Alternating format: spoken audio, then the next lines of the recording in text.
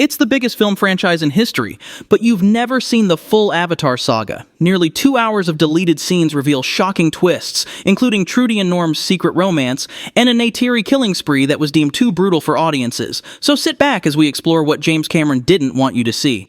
First up is Stingbat Attack. Over a minute long, this takes place right after Jake arrives at Hell's Gate, during his first day on Pandora. As he wheels through the base, a small, aggressive predator called a stingbat suddenly swoops into the compound. Before Jake can process what is happening, Corporal Lyle Wainfleet steps in, raises his pistol, and shoots the stingbat. The creature drops to the ground, dead.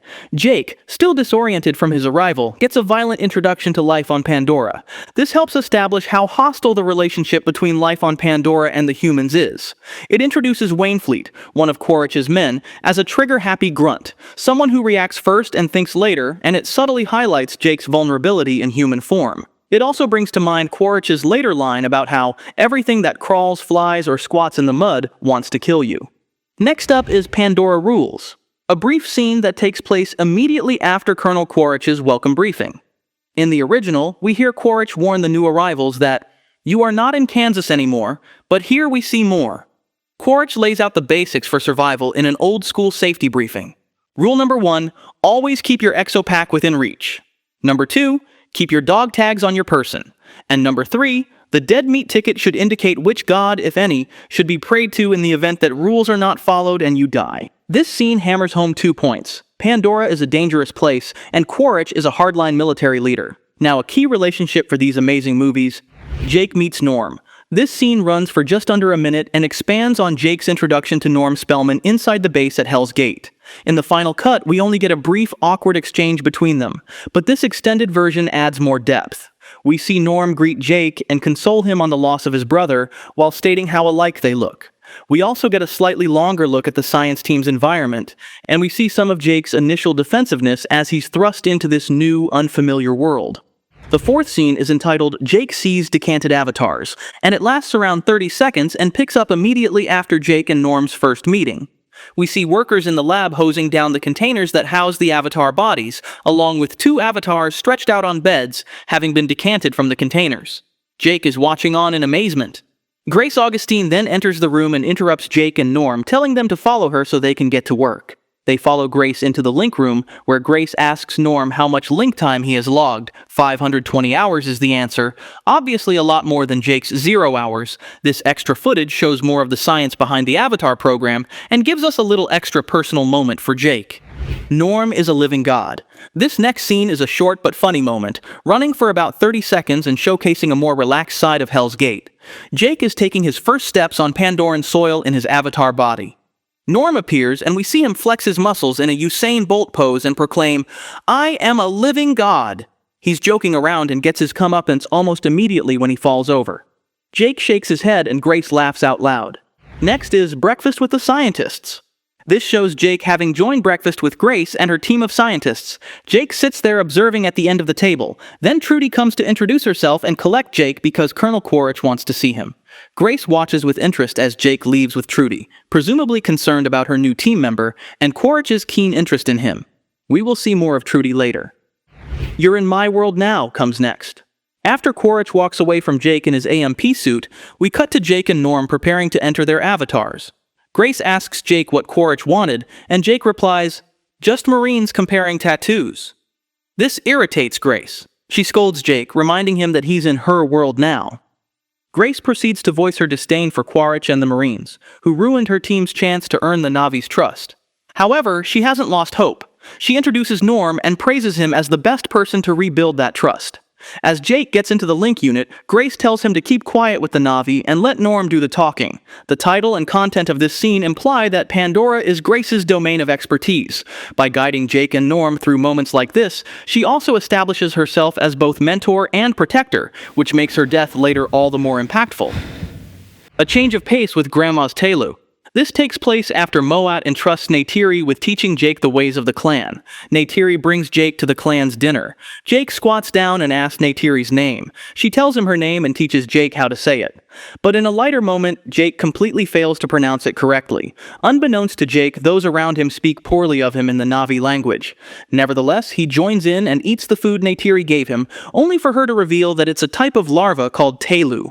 Although slightly taken aback, Jake still wants to impress Neytiri, so he says, "That's some damn fine telu. It's like Grandma's telu." Neytiri then smiles and gives him more. This wholesome moment turns a shared meal into a step toward trust, and we see Jake with the Omaticaya again in Pied Piper. The scene shows that Grace still doesn't completely trust Jake. Before he enters the program, she warns him not to do anything unusually stupid, but this is at least more playful than previous conversations between them. We then cut to Jake in his Na'vi body, walking through the forest. Behind him, a group of Na'vi children follows. They giggle, tug his tail, and playfully tease him. In this moment, Jake is like the famous Pied Piper of Hamelin, hence the title. Jake reacts by spinning around and pretending to scare them. While Grace still has her doubts about him, he easily wins over the Na'vi children with his playful, genuine nature. Suddenly, Neytiri arrives with dire horses, wanting to take Jake on a ride. Going to the mountains is where we really start to see more of Norm versus what appeared in the theatrical cut. As soon as Grace announces that they're heading to the Hallelujah Mountains, Norm can't hide his excitement. He unleashes his quirky self, dances around, and teases the lab team members who aren't coming along. On the helicopter ride to their destination, Norm shows off his knowledge of the controls to Trudy. At one point, he even places his hand on the control stick while Trudy is still holding it, prompting her to give him a quick lesson on flying. The moment carries a hint of flirtation as their hands touch. In the theatrical cut of the movie, Norm and Trudy's relationship isn't explored fully. But here we get the first glimpse of their deeper connection, and the hint of a romantic storyline that was never shown to us. As they approach the majestic arches and the helicopter enters the flux vortex, the instrument panel is thrown into chaos.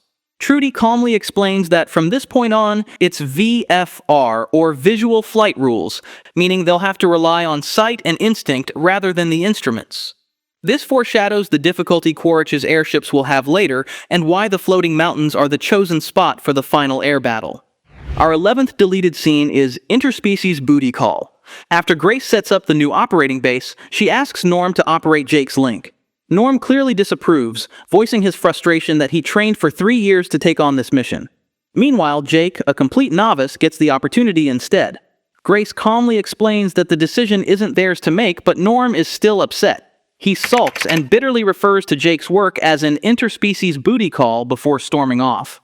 Grace simply turns to Jake, shrugs off the tension, and helps him begin the link. Again, this is a level of depth to Norm's character that we haven't seen, and we're pretty glad that Jake and Norm remain on good terms throughout the official films instead. But the downturn in Norm's mood doesn't last long as we get to Norm's attitude improves. This sequence is presented as a montage during Jake's training to become a Na'vi, narrated through his video diary. It begins with Neytiri teaching him how to use a bow and arrow. Jake notes that she keeps calling him Skong, which translates to moron.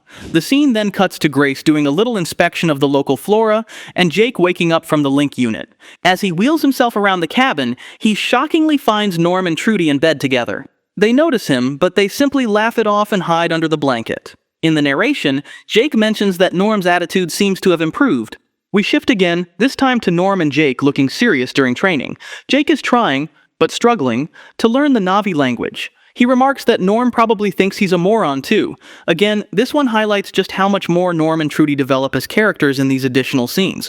Although in the previous scene he was uptight and bitter, here he's able to loosen up. He mends his bond with Jake while deepening his connection with Trudy. And we have got to say we'd have loved to see more of the couple together. Back to the Na'vi training and learning montage early cut. This sequence runs for around 3 minutes. After Jake falls clumsily to the forest floor, we cut to him looking at old photos of Grace teaching the Na'vi children. We then see Norm introducing himself to Moat in the Na'vi language, with Grace standing beside him. Impressed, Moat praises Norm's fluency, while Jake's narration adds that he persuaded Moat to get Norm and Grace the meeting. The scene then shifts to Grace enthusiastically interacting with the Na'vi children, teaching them how to count in English.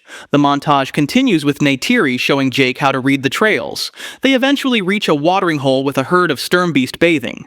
James Cameron really did put so much thought into the nature of Pandora. After that, Neytiri leads Jake through the forest and cryptically tells Jake, "When you see nothing, you see everything." Jake narrates that sometimes he has no idea what she's talking about. The two creep silently through the forest until they spot a hexapede. Jake prepares his bow and arrow, but Neytiri stops him. Jake reveals that even after 2 months of training, Neytiri still doesn't allow him to kill because, according to her, the forest has not yet permitted it. Jake doesn't yet subscribe to the notion of Awa, calling it tree hugger crap instead. Deleted scene 14 is "We're buying time." We're with Trudy, Norm, Grace, and Jake. Grace is shown explaining the flux vortex, noting her desire to collect samples from the area. However, outsiders are strictly forbidden there. Then we see Grace and Norm conducting studies outside. Meanwhile, inside, Jake secretly downloads data on the Well of Souls, copying them onto a drive. Behind him, Trudy is casually doing a headstand, but she alerts Jake when she notices Grace and Norm returning. She says to Jake, "If we don't give him something, he's gonna shut us down." Just as they step into the airlock, Jake finishes the download. He pulls out the chip and, after a moment's hesitation, hands it to Trudy. She reassures him that it's only to buy time, reminding him that Selfridge will shut them down unless they give him something. Grace and Norm then enter the room, while Jake and Trudy act like nothing happened. Before leaving, Trudy gives Jake an intense look, as if acknowledging the weight of what they're doing. Jake is clearly a reluctant informant for Quaritch at this stage, and we can see the weight of his actions in his expression. A long deleted scene is Hunt Festival. This scene runs almost 5 minutes. It begins with Jake successfully hunting a stern beast with bow and arrow on the back of his Ikron, followed by him and Neytiri shouting in triumph. The next thing we know, the whole clan is holding a festival at night. They dance and celebrate around a campfire. Some of the adults, including Norm, gather around as Jake tells a story in the Na'vi language. They laugh and celebrate with him. Suddenly, Tsute shows up and challenges Jake to drink a Na'vi concoction. Jake is shocked by how strong the drink is, but as soon as he sees Tsute smirk, he doesn't hesitate and chugs the whole thing as some chant his name. Jake manages to finish the whole thing, only for Tsute to challenge him to round 2. He looks at Grace, who gestures for him not to, but he ignores her. The crowd cheers again. Norm tries to take a sip, but Grace grabs the cup off him, saying it'll knock him into next week. But then she goes ahead and drinks it herself. When they're out of drink, the people drift back to the dancing circle, leaving Jake with Tsute. Tsute jokes that he thought Jake wouldn't look so ugly with enough drink, but then he turns serious. He says he never thought sky people could be brave, since they always hide behind machines and fight from a distance. This is a softer side of Tsute. Suddenly, Neytiri pulls Jake into the dance, and Jake pulls Grace along too. They dance in pairs, with Jake and Neytiri moving together. Tsute watches with jealousy. Moat also notices the spark between Jake and Neytiri. However, she disapproves of their relationship since Neytiri is already promised to Tsute. This scene adds so much to the story. It's rare to see Tsute willingly interact with Jake, and we learn a lot about how the Na'vi view arranged relationships too, as well as their celebration rituals. Next up is driving range. Jake is recording a video diary, admitting that he's struggling with an identity crisis. Afterwards, he and Grace visit Parker Selfridge during his golfing session. Selfridge greets them and immediately rambles about golf, but Jake interrupts, asking if he actually wants to hear their report. Caught off guard by Jake's bluntness, Selfridge pauses before letting them speak. Grace explains that they need more time, reminding him that the land is the Na'vi's ancestral home and that they have lived there long before human history. But Selfridge refuses to hear her excuse. He makes it clear that he can't delay any longer. Then he walks off. Grace hurries after him, still trying to reason with him, while Jake remains behind, clearly fearing what this all means. The Dream Hunt. This might be the longest deleted scene on the list, running over 8 minutes. It begins with Grace warning Jake not to take part in the Dream Hunt because even Na'vi sometimes die during the ritual. She insists that Jake is still human and can never truly be one of them, that he can never truly be with Neytiri. However, Jake refuses to listen. As Norm prepares to start the program, Jake confesses that Quaritch originally sent him to infiltrate the Omaticaya and drive them from their home. But now, he no longer wants to follow through. The dilemma. If he tells Quaritch the truth, he'll be cut off and lose Neytiri forever. If he tells the clan, they might kill him. Nevertheless, Jake lies down and enters the link. Then Grace abruptly decides to join him as well. Then we are present at the sacred ceremony. The Omaticaya form a circle, and Jake steps inside. Moat blows smoke into his face and begins chanting before placing a worm into his mouth. After that, Tulkun pulls out some kind of a scorpion and lets it sting Jake. Jake begins to weaken. His vision blurs, and he begins to hallucinate.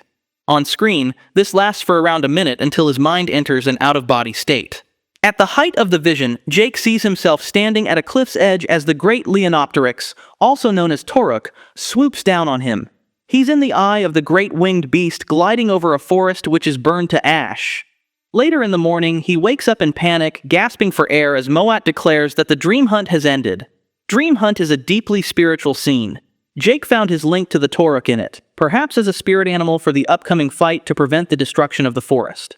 This scene sheds further light on James Cameron's view of spirituality in other cultures. Scene 18 is The Challenge. This 6-minute scene takes place right after Neytiri and Jake mate in front of Ewa. When they return, Tsute is furious that Jake has been with Neytiri, the woman promised to him. Moat also voices her disappointment in Neytiri, warning that if she chooses Jake, she cannot become Tsahik.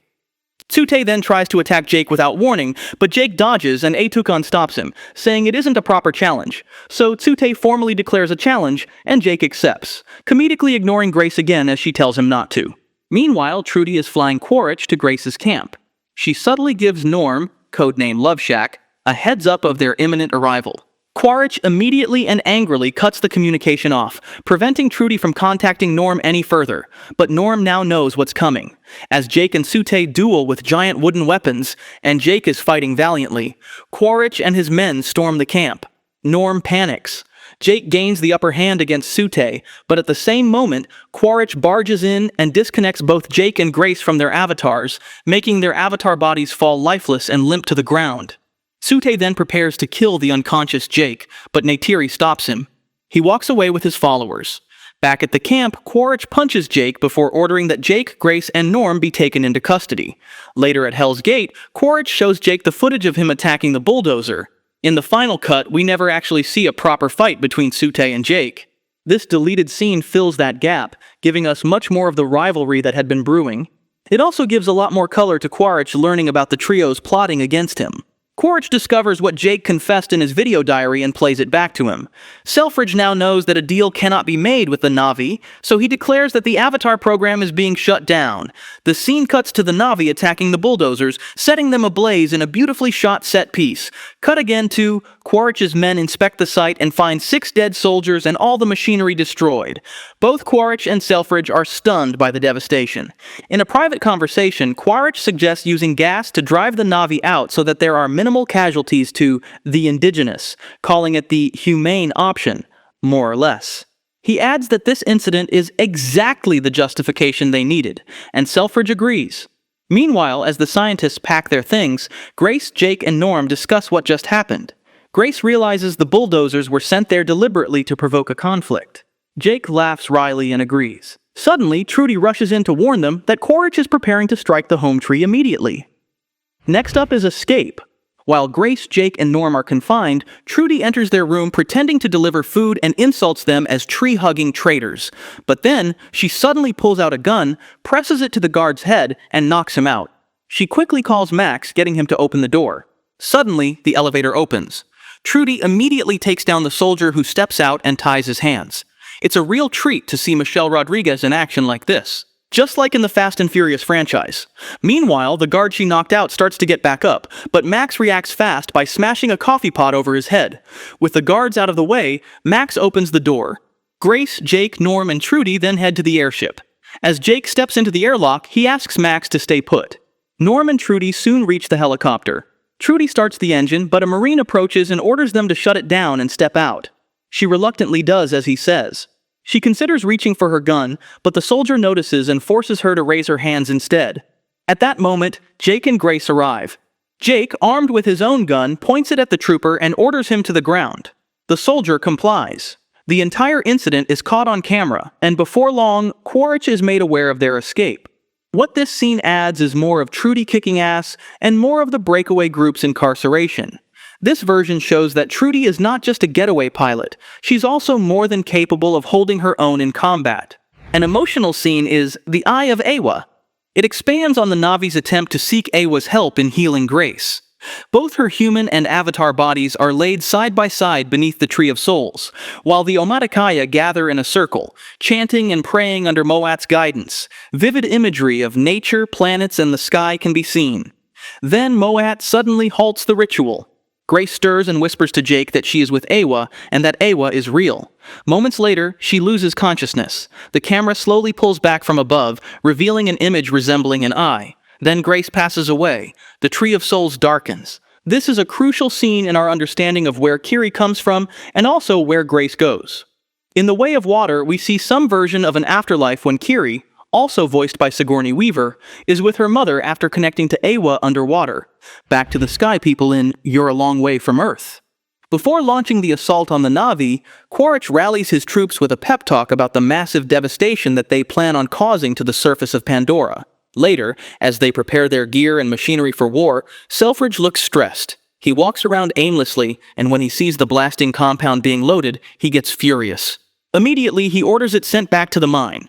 Selfridge proceeds to confront Quaritch, furious that his mine workers have been turned into soldiers without his approval. The mission is out of control. Quaritch defends his position, saying that under threat condition red, everything is under his command. Selfridge still protests, but then Quaritch grabs him by the head and growls, "You're a long way from Earth." Intimidated, Selfridge backs down. Quaritch orders that Selfridge be escorted out of the area. The line delivered by Quaritch is both a warning and a power move. It reveals how, once violence becomes the chosen path, a corporation's profit-driven agenda can easily be replaced by brute force and military might. War Camp is the 23rd deleted scene. It shows a ritual performed before the war. At night, the Omaticaya gather around a campfire, dancing and playing music. Later, Jake and Trudy assemble Na'vi warriors. Trudy explains how to take down a helicopter, and Jake translates for her. Afterwards, as Trudy readies her weapons, she quietly admits to Jake that their chances are slim, as they're going up against machines with nothing but bows and arrows. Jake already understands, but he doesn't waver. Later, he walks alone to the Tree of Souls to pray.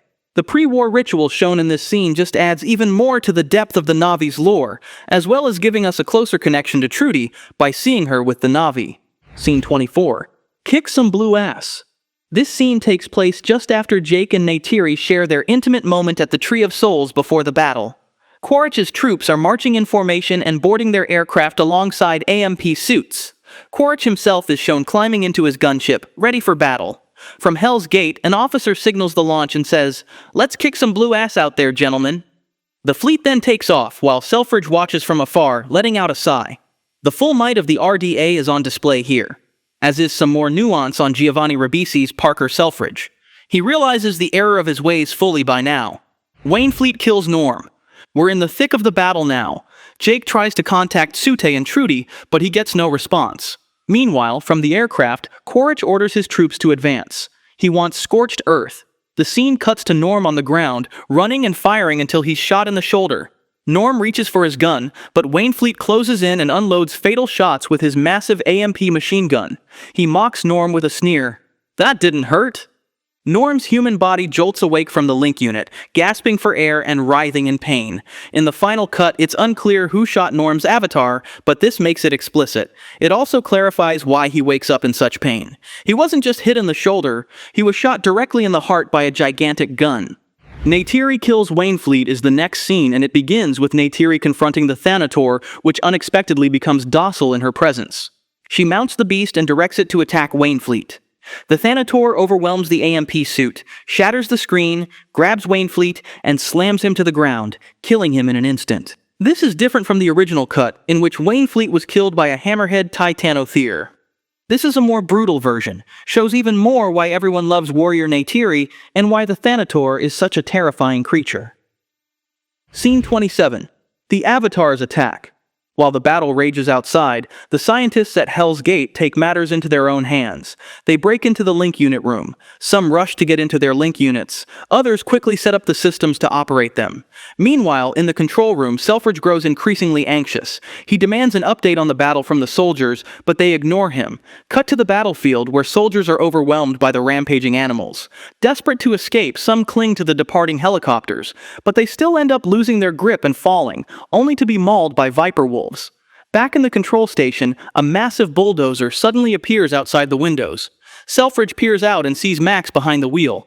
Max gives him a middle finger before driving the machine straight through the station, smashing it to pieces. Everyone runs in search of oxygen. This is a whole new Max we're seeing. Following from Max, avatars storm in with guns. They're the ones controlled by the drivers remaining in Hell's Gate. They shoot towards soldiers and order them to stay down. One of them approaches Selfridge, who collapses into helpless pleading. His defiance is completely gone and he's helpless. Earlier in the film, Selfridge exudes confidence and authority, but now that authority is completely undermined. Scene 28. New Life. Finally, we reach the last deleted scene, which is set after the Na'vi have secured victory in the war. We see the humans being escorted to their ships to be sent home. Jake narrates, noting that Toruk Makto is no longer needed. The scene then shifts to everyday life on Pandora. Na'vi children play happily, a mother tends to her baby, and a pregnant woman hunts. Jake and Neytiri are shown fishing together, and Jake places his hand on her stomach. Both of these moments foreshadow what's to come in Way of Water, as they build a family together and bond with their children fishing. The next shot shows Jake alone in the Link unit room, recording his final video log. In voiceover, he explains that this will be his last log, as he will never return to this place. He then exits the room. This scene emphasizes that peace has been restored on Pandora. Jake touching Neytiri's stomach foreshadows the arrival of their child, and it signals his full transition into a Na'vi, completing his journey and marking the conclusion of the first film. Now we're jumping forward to 2022's The Way of Water, which was nearly a much darker movie. Let's take a look at the hidden story behind this epic sequel. Date Night, Extended Cut. This first scene shows a rare quiet moment between Jake and Neytiri. The two enjoy a peaceful ride on their Ikran under a clear evening sky. No kids around, just them having fun together. It's a simple but sweet reminder that they still enjoy each other's company despite their busy lives. The next moment is exclusive to the extended cut. They land on one of the floating mountains and they start playfully teasing each other. Jake pulls Neytiri's tail and playfully chases her. When their eyes meet and their hands touch, they share a passionate kiss. Everything feels lighthearted and romantic. We cut to them cuddling, also seen in the theatrical cut, until they notice a new light in the sky. Way of Water doesn't often show this side of the Sully couple. Moments like this prove that they still care deeply for each other and are attracted to each other. When no one's watching, they still act like the same couple who fell in love years ago. Crashed Samson Tiltroder, extended cut. Another extended scene sees Loak, Kiri, Tuk, and Spider sneak into an area of the jungle their parents told them not to visit. As seen in the original, they come across an old Samson helicopter from the 2154 battle, tangled in tree vines. What comes next is new. Loak, Spider, and Tuk move closer to the helicopter to see what is inside. Loak climbs in and discovers two skeletons. One of them still has a Na'vi arrow lodged in its chest. Loak fiddles with the arrow and jokes about it, his humor showing that the death of an RDA helicopter pilot does not unsettle him. It is clear from the difference between his and Spider's mood that human death has a different impact on Spider. Loak is happy to joke about it while Spider watches on, deep in thought for one of his own kind that has died. And Tuk just says, "gross," before the scene cuts back to Kiri walking through the forest in wonder. This reminds us of the violent past between humans and the Na'vi. Goodbye, Moat. The first fully deleted scene takes place just before Jake and Neytiri leave their clan's temporary home in the Hallelujah Mountains. As they prepare to leave for the Reef region, Loak hands a bow to Neytiri, showing that he understands both the weight of what they're about to do, as well as what this bow means to his mother. The bow is crucial to the Avatar story. Not only does it break later in the film when the final battle is in full swing, but this is the bow that we see Loak retrieve from the wreckage of the Sea Dragon in the trailer for Fire and Ash. Then, as the kids get secured into their Ikran before the journey, we hear crying as Neytiri and Moat prepare for an emotional goodbye. They share a tight embrace, and Neytiri breaks down in her mother's arms while Moat comforts her. Tuk pleads with her grandmother to come along, but Moat gently explains that she must stay behind as the people still need their tzahik. Tuk hugs Moat one last time, unable to let go easily. Neytiri rides an elu, deleted scene. We enter this deleted scene just after seeing Jake trying to tame the Metkayina sea creatures. The deleted scene shows Neytiri in her own elu struggles under Ronal's guidance. She is not finding it easy. Ronal reminds her that the elu doesn't fly, even though Neytiri keeps trying to make it do so. Stubbornly, Neytiri insists that she knows what she's doing and gives it another try. But once again, she fails to control it, leaving Ronal looking unimpressed. The scene shows us more of Kate Winslet's Ronal, and that even though Neytiri is a skilled warrior in the forest, she is struggling to learn new ways in their new home. Her pride is getting in the way of being taught. Spider mocks the recoms. Deleted scene. Spider is guiding Quaritch's squad through the forest with ease. He moves quickly and confidently, while the squad struggles to keep up. Along the way, he can't help but tease them with lines like, "Come on, keep up, ladies. How does my ass look?" And "All day long, boys." He clearly enjoys watching them struggle. At one point, one of the soldiers slips off a branch and nearly falls.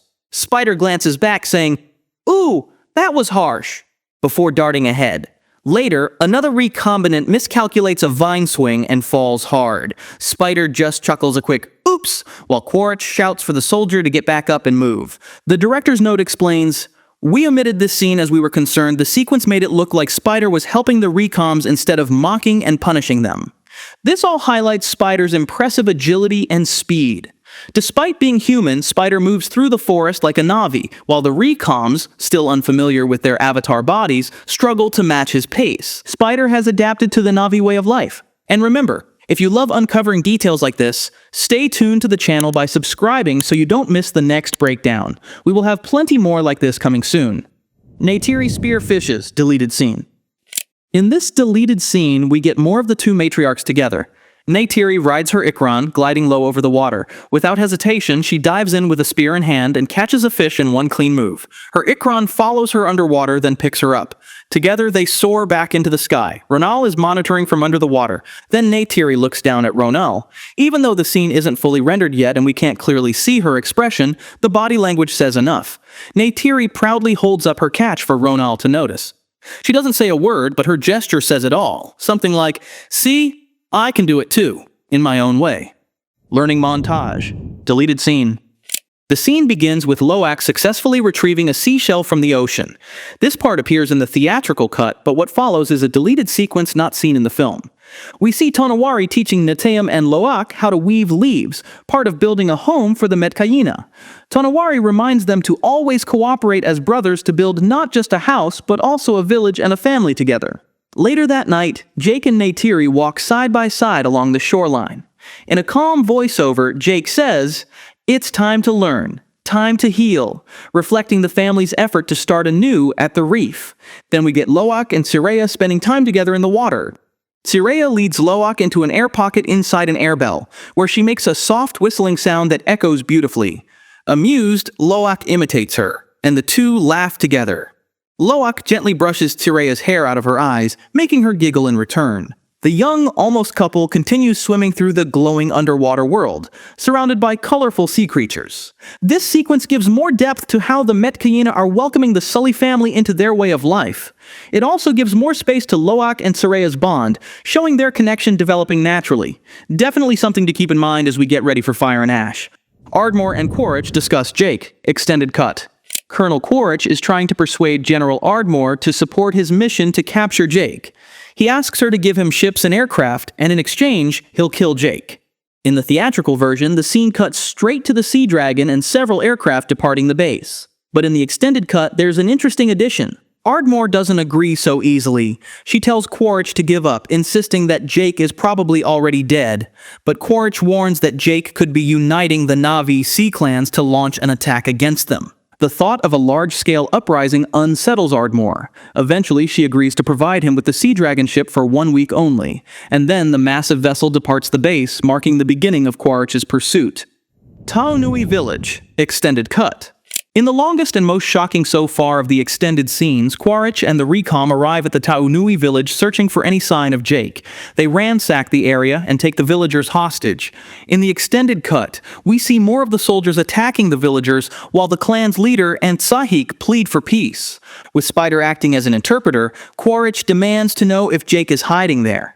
The leader calmly explains that they have no connection to him. In the extended cut, one of the soldiers threatens the Tsahik with a rifle. Quaritch doesn't believe the leader. In the theatrical version, Spider turns to Quaritch and simply says, "They don't know anything." But in the extended cut, he adds, "They've never seen him." Frustrated, Quaritch orders Wainfleet to shoot an elu nearby. Wainfleet obeys. In the theatrical version, he fires 5 shots. But in the extended cut, he shoots 9 times. A small but crucial difference. Then the other men begin to taser the villagers. However, they then taser the leader, which is not included in the theatrical version. The leader proceeds to beg the men not to touch his wife, and this is also fresh footage. After Spider refuses to make threats on his behalf, Quaritch shows the leader a picture of Neytiri, asking if he recognizes her. Still, the leader has no idea of who she is. Quaritch then orders one of his men to hit the leader. The soldiers continue beating the Na'vi as the leader tells his people to be calm, and this can only be seen in the extended cut. The Tsahik then begins praying to Ewa, something removed from the theatrical release. In the extended cut, this lasts longer. We see more of the Tsahik praying, and Wainfleet intensifies the pressure to allow him to kill by urging Quaritch to say the word. Another director's note: we toned down the violence and intensity because we felt the film needed a better balance between the beauty and uplifting moments and the darkness. It's easy to see why. This scene paints a very grim picture of the recombinant brutality and of Spider's inner conflict. What are your thoughts on this scene? Were they right to tone down the violence and torture? Share in the comments below. The Tulkun Hunt Extended Cut. Quaritch joins Scoresby and his crew on a Tulkun hunt. It opens with the hunters preparing to depart from the Sea Dragon in smaller boats. They follow the signal from a Tulkun tracker. The extended cut makes this a little longer, though there's nothing major added. As they close in on the pod, the team starts launching grenades into the water. Scoresby explains to Quaritch, in new information for us, that the blasts are designed to drive the Tulkuns to the surface as their ears are extremely sensitive to sound. Back aboard the Sea Dragon, Garvin tells Spider that the Tulkuns are lifting their echolocation sensors above the water to protect themselves from the noise. In the extended cut, Spider asks if it hurts, and Garvin replies, "It's agony for them." Meanwhile, the hunters push forward and begin activating their sound cannons. This part is slightly longer in the extended cut. Garvin then explains that the goal is to separate the calf from the rest of the pod since the young ones swim more slowly and the mother will never abandon her baby. Hearing this, Wainfleet mutters, "That is just wrong," though that line only appears in the extended cut. A soft side of the normally hard Wainfleet. We get extra footage of the hunters chasing the Tulkuns. As the attack continues, Quaritch asks Scoresby whether the Tulkuns ever fight back, and Scoresby answers no. Now, in the theatrical cut, the scene ends when the sub-team attaches hooks to the body. But in the extended version, it continues and ends only after Scoresby returns to the harpoon gun and shoots the calf with it. A horrible moment. The director's note is the same as in the previous scene. They chose to tone down the violence and intensity to better balance the film's beauty with its darker moments. Even in its moderated form, the scene is very unsettling, so not including the rest feels like the right move to us. Showing Scoresby killing the calf after the mother dies changes the tone of the entire sequence. The only upside to keeping this in, it would have made it all the more satisfying when his arm comes flying off later in the movie. Which brings us neatly on to Scoresby and Garvin rescued. Deleted scene. This deleted scene unfolds in the middle of the main battle. After Quaritch handcuffs Kiri, the focus shifts to the Tulkun hunting crew who are saving Scoresby. He's fallen into the sea and just lost the aforementioned arm in the chaos. The RDA men manage to pull him back onto the boat. Meanwhile, Garvin swims back to the vessel, assessing the situation as the crew scrambles to regain control. Scoresby was assumed dead in the theatrical cut, as we did not see him again. But now we know that he is likely still alive, and knowing James Cameron, we will be seeing more of this character in Fire and Ash. Perhaps the Tulkun will be able to exact a lasting revenge on him and Garvin. Parents from Hell. Extended cut. A huge scene now which only makes us more excited for Fire and Ash, if that is possible. This is during the climactic final battle, following Neteyam's death, when Jake is trying to save Kiri and Took from Quaritch. As the ship begins to sink, he pushes forward. Neytiri joins in. She tears through the wreckage, attacking all in her path. We get a brief new shot of Jake shooting one of the ship's crew members, which isn't shown in the theatrical cut. The fight continues, with Jake and Neytiri working together to take down Quaritch's men, and the extended cut adds another moment where Jake deploys the machine gun. Then comes an incredibly intense sequence where Neytiri faces the remaining enemies alone. She goes completely wild, filled with rage, and attacks every crew member she finds. The extended cut significantly intensifies this moment. We actually see her stabbing one man repeatedly. She then moves to another enemy who begs for mercy, but she ignores him and continues stabbing him over and over. This stands in sharp contrast to the theatrical version, where she stabs each person once and moves on. Quaritch has now taken Neytiri hostage. This unfolds the same way in both versions. Jake surrenders his weapons, Spider interrupts, and Neytiri suddenly appears and seizes Spider. What we have seen before is Neytiri pressing a knife against Spider's throat. She doesn't even hesitate to slit Spider's chest. As she raises the blade to stab him, Quaritch panics and lets Neytiri go. Now here's where things get interesting. In the extended version, she holds onto Spider and slowly brings the knife closer to his throat. Seeing this, Jake and Neytiri plead with her to stop, but she's beyond reasoning. She hisses at them instead. Then her eyes lock on Quaritch's and she snarls, "A son for a son." Again, Jake tries to calm her, but Neytiri just repeats the same line, "A son for a son." Only after Jake's gentle persistence does she let him take the knife and free Spider. They then back away from Quaritch, just like in the theatrical cut. This scene would have made a significant difference on the final film, as it shows an incredibly raw, vengeful, and emotional side of Neytiri that we've rarely seen before. Her composure breaks as she's consumed by grief and anger after losing her son. Everything she does in this moment, her violent outburst, her rage, and even her willingness to take Spider hostage, comes from the unbearable pain of a mother's loss. And that's a wrap on the Avatar saga's deleted and extended scenes, so far. If you enjoyed this breakdown, please give it a like. Subscribe for more cinematic deep dives and share it with a fellow Avatar fan. Thank you for watching and see you in the next video.